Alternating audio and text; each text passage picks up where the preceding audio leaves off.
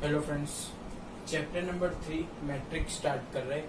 Matrix का use determinant में तो हो गया है, वो तो आपको अच्छे से समझ में आ गया होगा।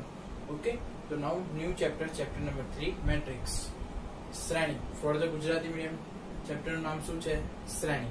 ओके, तो सबसे पहले हम मैट्रिक्स पढ़े तो उसके पहले कितने टाइप्स के मैट्रिक्स हमको पढ़ने के इस चैप्टर में, तो वो मैं समझा देता हूँ। पहले સૌથી પ્રથમ આપણે પહેલા જોઈશું શ્રેણીકના પ્રકાર। ओके, तो पहलू ज प्रकार फर्स्ट टाइप्स क्या है?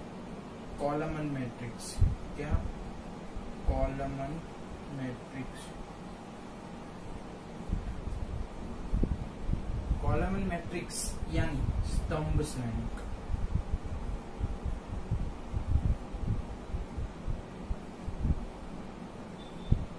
कॉलमन मैट्रिक्स यानी स्तंभ श्रेणिक। ओके, कॉलमन मैट्रिक्स यानी क्या कि जो भी मैट्रिक्स में सिर्फ एक कॉलम हो, जो भी मैट्रिक्स में सिर्फ एक कॉलम हो उसको क्या बोलेंगे हम? Column matrix. जे मैट्रिक्स में એટલે કે જે શ્રેણિક માં ફક્ત એક જ સ્તંભ હોય એવા શ્રેણિક में તમે स्तंभ श्रेणिक કહેવાય। ओके, एग्जांपल, इसका एग्जांपल लिखते हैं हम लोग। सपोज 3 2 13 और 0। ओके, ये उसका एग्जाम्पल है। देखो इसमें रो कितनी है? 4, लेकिन कॉलम कितना है? 1। तो जिसमें भी कॉलम कितना होगा? सिर्फ 1, उसको हम क्या बोलेंगे? Column matrix. ओके, तो जे श्रेणिक में स्तंभनी संख्या 1 हशे एवा श्रेणिक ने આપણે શું કહીશું? स्तंभ श्रेणिक। ओके, समझ में आ गया आप सबको? तो नाम पर से उसको पता चल जाता है। Now second, row matrix.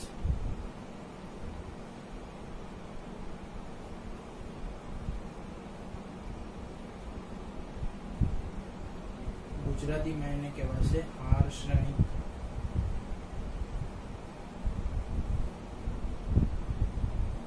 जैसे कॉलम मैट्रिक्स में था कि जब 1 कॉलम होगा तो कॉलम मैट्रिक्स, तो रो में क्या होगा? 1 रो, ओनली 1 रो।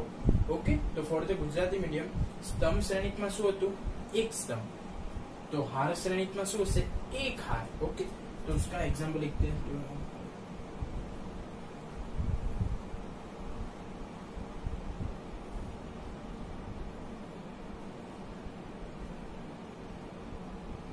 देखो रो कितनी है? 1, कॉलम कितने हैं? 1 2 3 4। तो उसका टाइप कौन सा हुआ? 1 क्रॉस 4, यानी कि रो कितनी है? देखो तो 1। तो जो मैट्रिक्स में एक ही रो होगी उसको क्या बोलेंगे हम? Row matrix. ओके, फिर से स्तंभ column matrix 1 column, row matrix 1 row. स्तंभ श्रेणिक में एक स्तंभ, हार श्रेणिक में एक हार। ओके, खबर पड़ेगी बधाने? चलो, बनने का प्रकार आवड़ी गया। ओके, समझ में आ गया आपको अच्छे से? चलो, नाउ स्क्वायर मैट्रिक्स थर्ड है।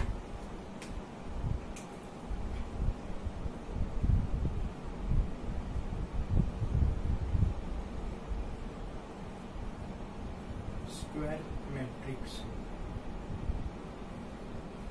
स्क्वायर मैट्रिक्स यानी क्या?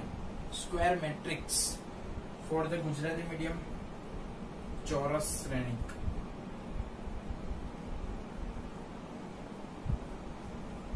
स्क्वायर मैट्रिक्स नाम में उसका आंसर है। स्क्वायर यानी क्या बनना चाहिए? स्क्वायर बनना चाहिए। स्क्वायर यानी रो और कॉलम कैसे होंगे? इक्वल। चौरस श्रेणिक એટલે શું? હાર અને રોની સંખ્યા કેવી હશે? હાર અને સ્તંભની સંખ્યા કેવી હશે? સમાન। તો એને શું કહેવાશે? ચોરસ। ઓકે, એક્ઝામ્પલ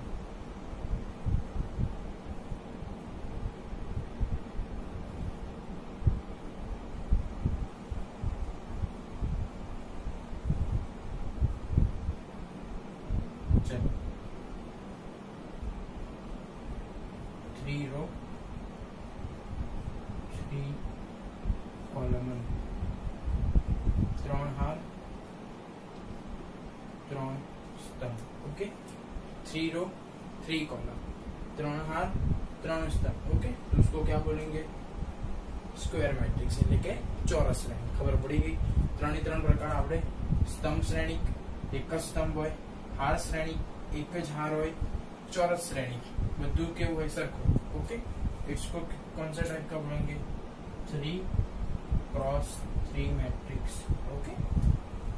चलो 4 नंबर डायगोनल मैट्रिक्स कौन सा डायगोनल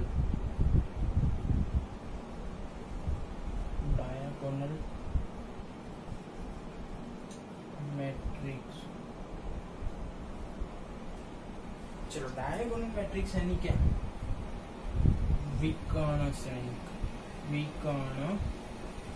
श्रेणी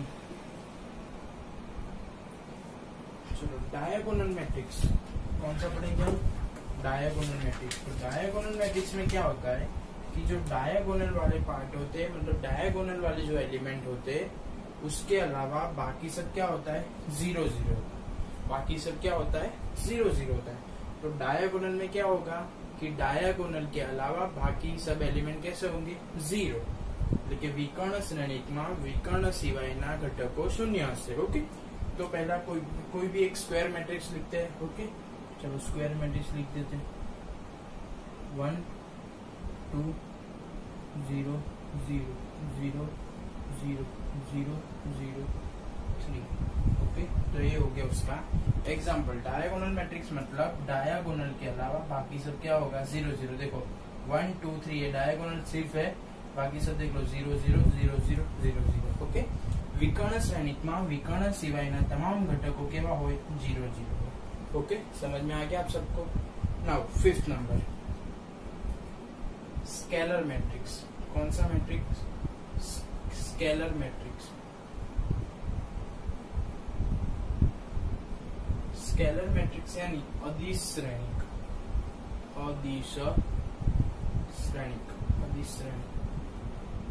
ओके। स्केलर मैट्रिक्स यानी अदिश श्रेणी। तो ध्यान से देखो स्केलर मैट्रिक्स यानी अदिश श्रेणी। स्केलर मैट्रिक्स में क्या होता है कि डायगोनल मैट्रिक्स में जो था वही लेकिन डायगोनल के एलिमेंट क्या होंगे इक्वल बाकी सब 0। डायगोनल वाले क्या हो जाएंगे इक्वल 2 2 2 0 0। देखो सिर्फ डायगोनल वाले हैं तो डायगोनल मैट्रिक्स डायगोनल वाले हैं लेकिन वो इक्वल है तो स्केलर मैट्रिक्स ओके।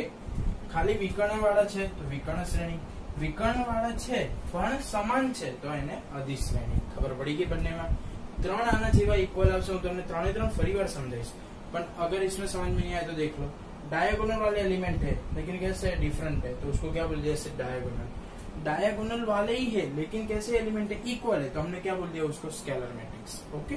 समझ में आ गया आपको। चलो next unit matrix. Unit matrix तो आपको पढ़ाया हुआ है मैंने। चलो यूनिट मैट्रिक्स यानी एकम श्रेणी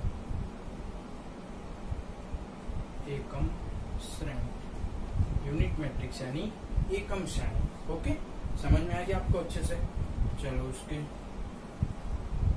डायगोनल वाले क्या हो जाएंगे 1 0 0 0 1 0 0 0 1। एकम श्रेणी કેટલે विकर्ण घटको शू हो 1 1 1 बाकी बधु 0 इसको बोलते हैं unit matrix okay. Last 7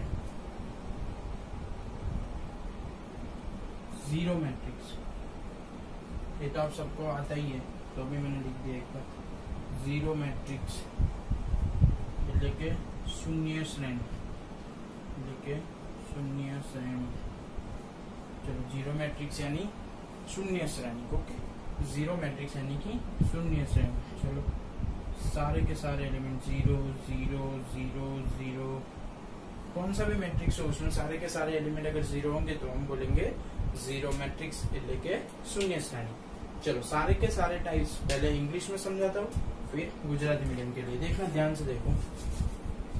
types of the matrix first है कॉलम मैट्रिक्स। तो जो भी मैट्रिक्स में सिर्फ एक कॉलम है उसको बोलेंगे हम कॉलम मैट्रिक्स। जो भी मैट्रिक्स में एक रो है उसको बोलेंगे हम रो मैट्रिक्स। जो मैट्रिक्स में रो और कॉलम इक्वल है 3 रो 3 कॉलम उसको बोलेंगे हम स्क्वायर मैट्रिक्स। क्या बोलेंगे स्क्वायर मैट्रिक्स। जो मैट्रिक्स में सिर्फ डायगोनल वाले एलिमेंट है लेकिन डिफरेंट है डायगोनल वाले है लेकिन डिफरेंट है, तो क्या बोलेंगे हम डायगोनल। ओके, जो मैट्रिक्स में डायगोनल वाले एलिमेंट है लेकिन इक्वल है तो उसको बोलेंगे हम स्केलर मैट्रिक्स। जो मैट्रिक्स में डायगोनल वाले एलिमेंट है लेकिन 1 1 1 है उनको बोलेंगे हम यूनिट मैट्रिक्स। ओके, तो डायगोनल, स्केलर और यूनिट, उसमें ध्यान रखना है कि सब में डायगोनल वाले ही होंगे लेकिन डायगोनल में डिफरेंट, स्केलर में इक्वल और यूनिट में 1 1 1। ओके, और लास्ट में आएगा जीरो मैट्रिक्स। जीरो मैट्रिक्स यानी सारे के सारे एलिमेंट कैसे होने चाहिए, जीरो होने चाहिए। तो आपको बहुत ही अच्छे से समझ में आ गया होगा। चलो now for the Gujarati medium. Gujarati medium मध्ये पहलो प्रकार है स्तंभ श्रेणी। स्तंभ श्रेणी केटले एक स्तंभ होय, हार श्रेणी केटले एक हार होय। फरीवार स्तंभ श्रेणी एटले एक ज स्तंभ होय, हार श्रेणी केटले एक ज हार होय। ચોરસ એટલે લંબાઈ ને પહોળાઈ સરખી હોય, એનો મતલબ હાર અને સ્તંભ કેવા હશે, સરખા। તો 3 હાર 3 સ્તંભ એટલે એને શું કહેવાય, ચોરસ શ્રેણી। પછી વિકર્ણ શ્રેણી।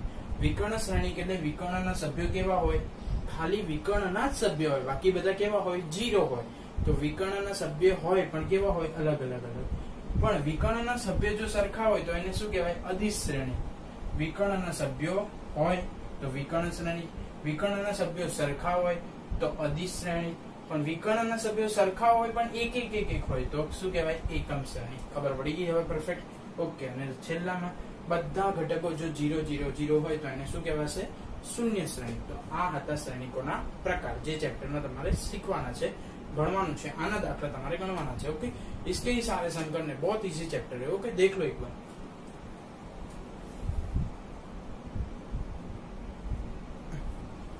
हेलो फ्रेंड्स, न्यू टॉपिक है, बहुत ही इजी है, देख लो। Number of elements in matrix, first English medium के लिए फिर गुजराती मीडियम के लिए एक्सप्लेन कर रहा हूँ। Number of elements in matrix मतलब मैट्रिक्स में कितने एलिमेंट है वो विदाउट काउंट किए आपको अगर लिखने हो। सपोज एक मैट्रिक्स दिया हुआ है 3 cross 3, A B C, C B D, D B C। Okay, ये मैट्रिक्स आपको दिया हुआ है, आपको पता है कि कितने एलिमेंट है तो आप काउंट करेंगे 1 2 3 4 5 6 7 8 9, काउंट कर लिए। ओके, काउंट करने पड़े तो अभी आप बता सकते हो, लेकिन विदाउट काउंटिंग आपको बताना है कि मैट्रिक्स में कितने एलिमेंट है। तो कैसे बताएंगे, चलो। तो आपको नंबर ऑफ रो,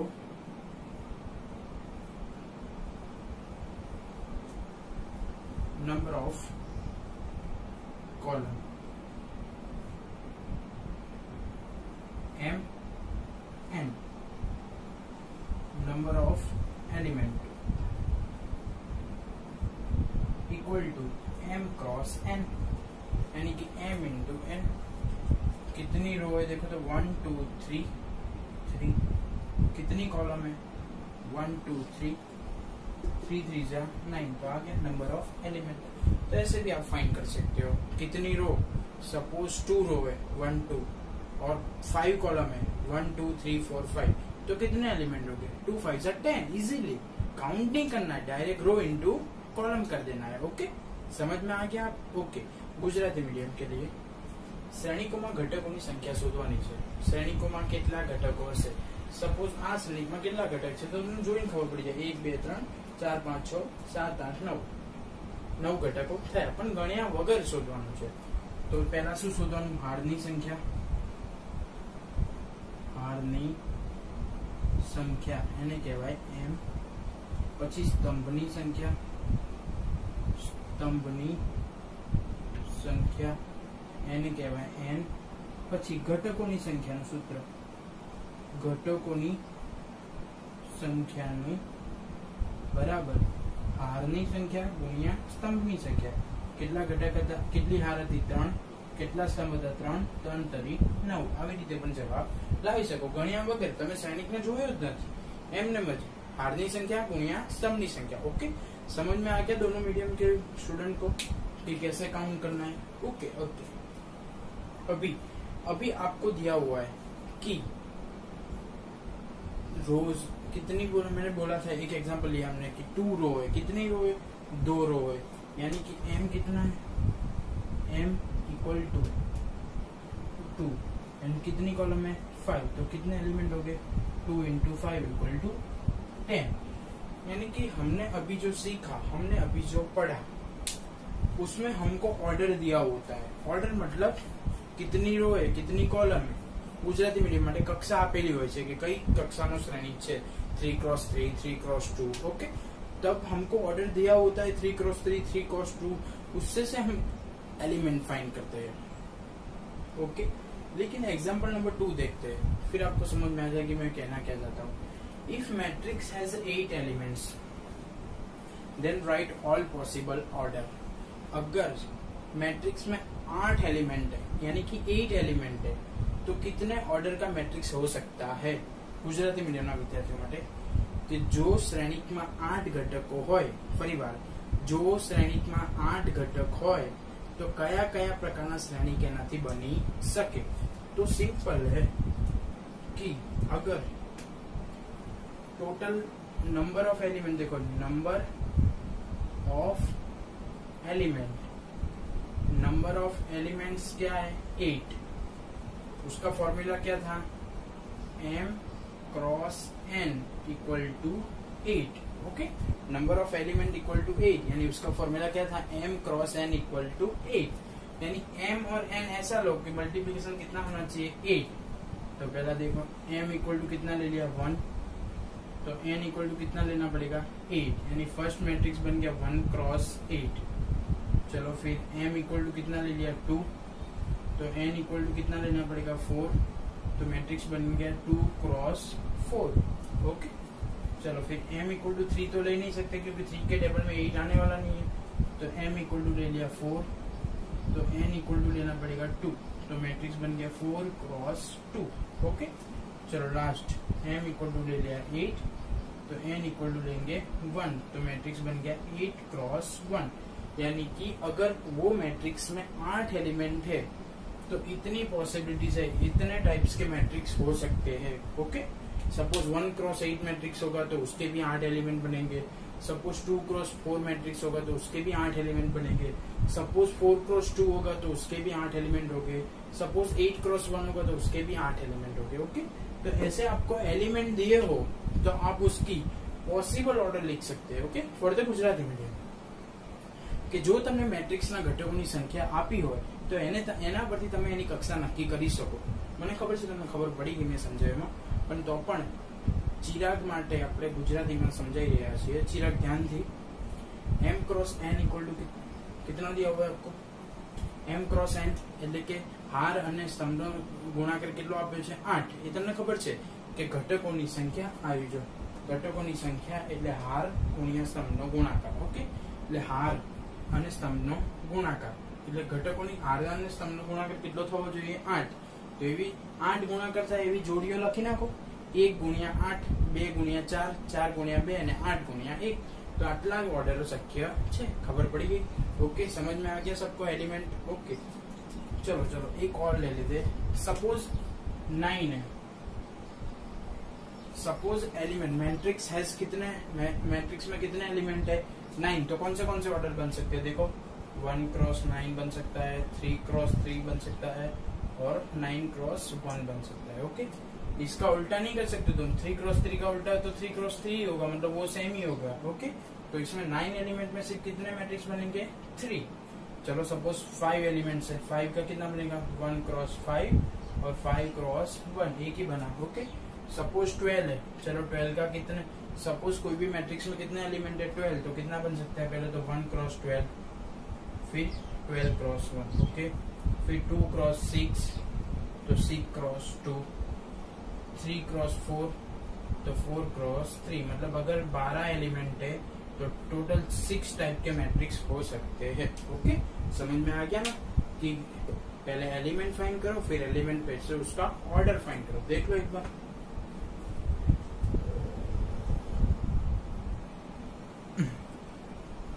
देखो फ्रेंड्स एग्जांपल नंबर 3 बहुत इजी है।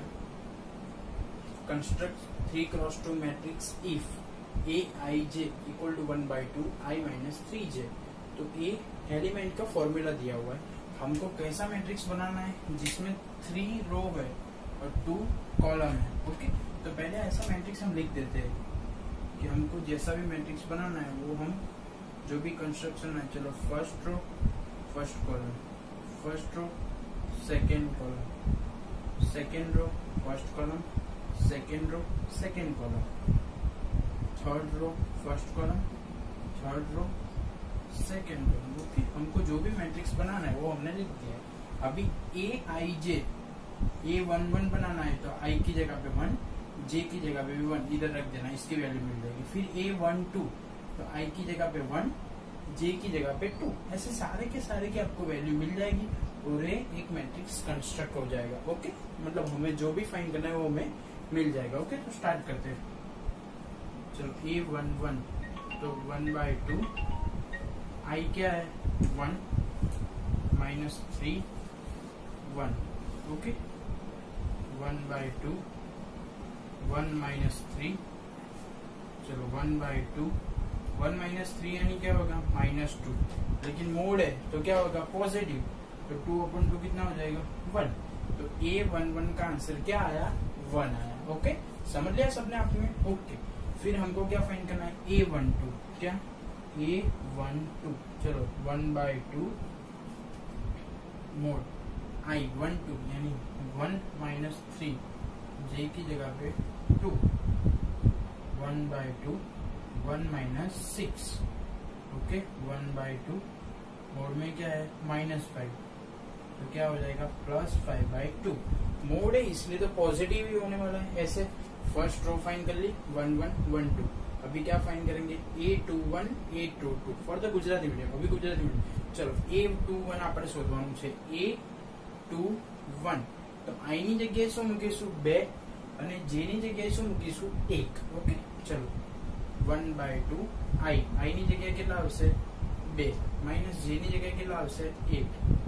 હા 1 1/2 3 एका 3 3 માંથી 2 જાય તો 1 -1 તો પ્લસ જ થઈ જશે એટલે 1/2।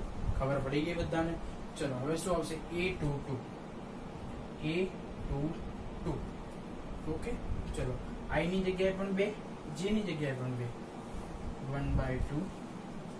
ચલો I એટલે કેટલા છે 2 -3J 3J એટલે J ની જગ્યાએ પણ 2। ઓકે, ચલો 1/2 2 3 2 6 1/2 -4 +4 ભાગ્યા 2 2। ओके, खबर पड़ी गई। चलो लास्ट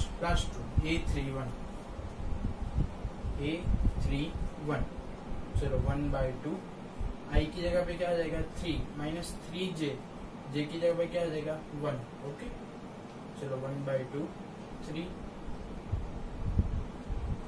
ब्रैकेट अच्छे से करना, और ये क्या है मोड है 3 - 3 क्या हो जाएगा 0। चलो A3 -3J यानी 2 1/2 3 - 6 1/2 -3 ओके, सारे के सारे एलिमेंट मिल गए हमको। फॉर्मूला दिया हुआ था, हमने कुछ नहीं किया, फॉर्मूला अप्लाई किया और वैल्यू। चलो जो भी मैट्रिक्स बना, जो भी मैट्रिक्स हमने कंस्ट्रक्ट किया उसकी वैल्यू लिख देते।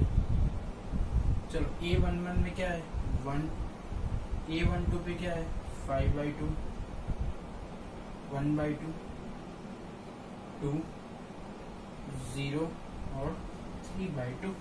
ऐसे मैट्रिक्स को कंस्ट्रक्ट करना है, बहुत ही इजी। मैंने बोला ना बहुत इजी सम है। ओके, तो देख लो एक बार।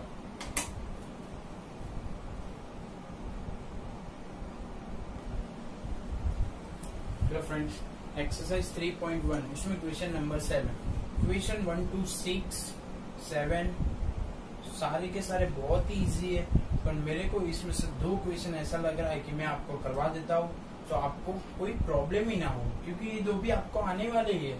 लेकिन मेरे को ऐसा लगा कि ये 2 में डिफिकल्टी हो सकती है, इसलिए मैं आपको करवाने जा रहा हूँ। यानी कि पूरी की पूरी एक्सरसाइज 3.1 पूरी होमवर्क में है। ओके, उसमें से 2 क्वेश्चन ऐसे मेरे को लगा कि आपको करवाने जैसा है, इसलिए मैं करवा रहा हूँ। तो simple, find the value of ABCD। आपको ABCD की वैल्यू फाइंड करनी, तो कंपेयर कर देते हैं। फर्स्ट इक्वेशन देख लो, A - B इक्वल टू क्या है -1। और दूसरा इक्वेशन देखो 2A - B इक्वल टू क्या है 0 है। बहुत ही सिंपल सम है। देखो इधर साइन चेंज करो, माइनस ये प्लस, इधर तो 0 है, कुछ फर्क नहीं पड़ेगा, तो ये कट हो गया। ओके, 2a में से a जाएगा तो a बचेगा, बड़े वाले की साइन यानी माइनस है, -1 0 क्या आ जाएगा -1, माइनस माइनस कट हो जाएगा, a इक्वल टू क्या आ गया 1 आ गया, a इक्वल टू 1 आ गया, यानी कि a की वैल्यू तुम a इक्वेशन या a इक्वेशन दोनों में से किसी में भी रख दो। तो सपोज मैंने फर्स्ट में रख दी, फर्स्ट वाला इक्वेशन क्या है a minus b equal to -1, तो a इक्वल टू क्या है 1 माइनस b इक्वल टू -1, तो -1 इस तरफ b उस तरफ, तो 1 -1 इस तरफ ला दो तो +1 और b उस तरफ तो +b, यानी b इक्वल टू क्या आ जाएगा 2। ओके, यानी a और b मिल गया। फर्स्ट दो इक्वेशन से क्या मिल गया a और b। अभी third one 2a plus c equal to क्या है 5 है, तो आपके पास a की वैल्यू है 1, तो इधर रख दो 2 × 1 प्लस c इक्वल टू 5, 2 1 जा 2, 2 को उस तरफ भेज देना, c इक्वल टू 5 - 2, तो c इक्वल टू क्या हो गया 3। चलो 3c plus d, 3c plus d equal to 13, c equal to क्या है 3, तो 3 3 जा 3 × 3 प्लस d इक्वल टू 13, 3 3 जा 9, तो d इक्वल टू 13 - 9, तो d इक्वल टू क्या हो जाएगा 4। ओके, और तो गुजराती मीडियम के लिए अलग समझाने की जरूरत है नहीं, गुजराती मीडियम वालों समझ में आ जाएगा ना, बहुत इजी है, कंपेयर किया है सिर्फ मैंने। ओके, फिर लास्ट एक एमसीक्यू है जो मेरे को लगा मैं आपको समझा दूं, एक्सप्लेन कर दूं। 10 लास्ट एमसीक्यू है, वो भी the number of possible matrix of 3×3, मतलब 3×3 वाले कितने मैट्रिक्स बन पाएंगे अगर सारे के सारे एलिमेंट में 0 और 1 होए, तो 0 होए या 1 होए। तो ध्यान से देख लो, दोनों मीडियम में समझाऊंगा कि 3×3 मैट्रिक्स है, सारे के सारे एलिमेंट क्या लेने हैं 0 लेने हैं या 1 लेने हैं। मतलब ए वाला मतलब 3×3 है तो कितनी होगी 3 रो 3 कॉलम्स। ओके, तो टोटल कितने प्लेस है 9 प्लेस है।